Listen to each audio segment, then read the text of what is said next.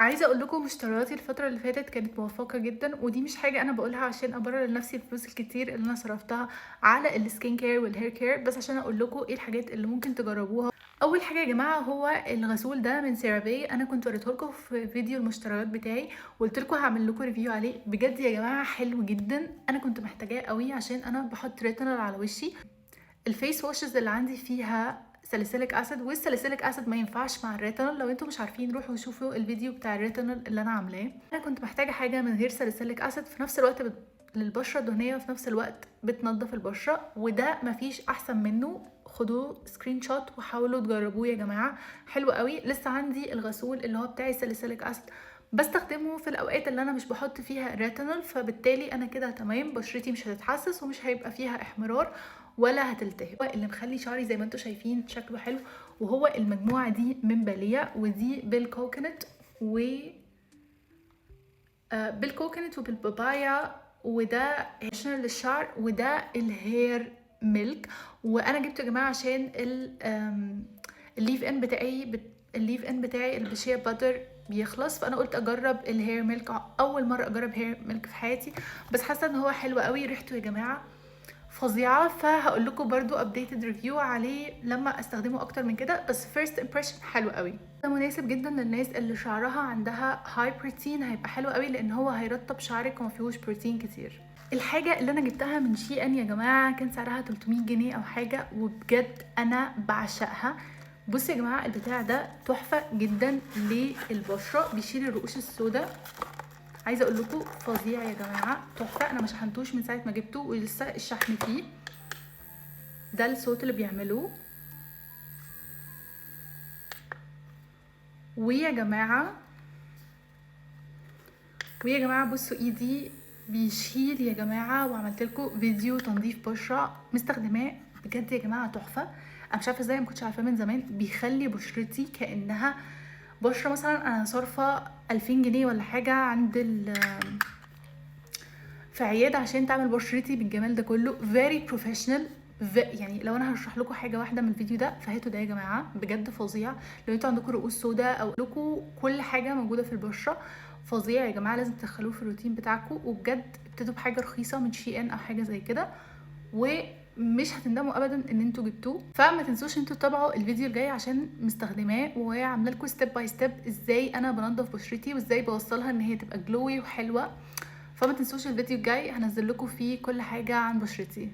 عارفين ان انا كنت هموت واجيبها، وحاولت اجرب كذا حاجه تانية ما نفعتش مع شعري. بجد هي الحاجه الوحيده اللي بتنفع مع شعري، بتمشي لي القشره، وهو ده يا جماعه ديركس. انا جايبه منه الحجم الكبير لاني بعشقه. الحجم ده بيقعد معايا سنه بمعدل ان انا في الاول بستخدمه مرتين في الاسبوع، وبعد كده ببتدي استخدمه مره في الاسبوع، وبعد كده ببتدي استخدمه مره كل اسبوعين، بعد كده بستخدمه مره كل شهر. فده يا جماعه مهم جدا. لو انت عندك قشره ما بتروحش باي حاجه تانية، باي شامبو تاني، هاتيه ومش هتندمي خالص. في نعمل ايه في الصيف ده؟ درجه الحراره عاليه جدا، وده انا بجيبه من ايام مثلا بقالي من اول ما طلع. انا متاكده ان انا من اوائل الناس اللي جبته، ومن ساعتها وانا بستخدمه، يعني فوق مثلا 10 سنين وانا بجيبه. بجد يا جماعه ما بعرفش استغنى عنه. انا جايبه اللي هو اويل كنترول فلويد زي ما انتم شايفين. لو انتوا بشرتكم دهنيه بتطلع حبوب لازم تجيبوا الاويل كنترول فلويد، عشان بيكون اخف حاجه على البشره، في نفس الوقت ما بيكونش فيه كيميكلز كبيره جدا فتقدر ان هي تسد المسام وتعمل لكم حبوب. فحاولوا تتاكدوا ان انتوا بتجيبوا الاويل كنترول 1. ويا جماعه مش قادره اقول لكم فظيع بجد. انا بحطه بشرتي مش بتتاثر بالشمس، يعني بحس ان انا بشرتي زي الفل، بحس ان هي طبيعيه. وكمان تحت الميك اب بيبان ناتشرال جدا، ما بيعملش اي مشاكل تحت الميك اب، ما بيخليش الميك اب ان هو يبقى كيكي او حاجه زي كده. في نفس الوقت يا جماعه احسن حاجه انا شايفاها موجوده في السوق لل كسان بلوك، لازم تجيبوه، لازم تجربوه يا جماعه. اللي بشرته دهنيه وما جربوش لازم يجربوه، اللي بشرته مختلطه وما جربوش لازم برضو يجربوه. لسه جايبها جديد ولسه ما جربتهاش، وهو ده الانتي ستريس الانتي ستريس الانتي ستريس جل. يا ربي. وده انا لسه ما جربتوش، بس I was influenced بواحده تانية انفلونسر، فقلت اجيبه. وهو الانتي ستريس جل واش للجسم، حاجه انتي ستريس بحب اجيبها لان انا حياتي ستريسفول جدا، فبحاول اساعد نفسي باي طريقه. فانا هجربه، لو هو فعلا حلو هقول لكم عليه، ولو مش حلو هنسكيبت. بس اي ثينك ان هو يبقى حلو لان البراند دي حلوه قوي، لانه كذا انفلونسر طلعت قدامي قالت لي ان هو حلو.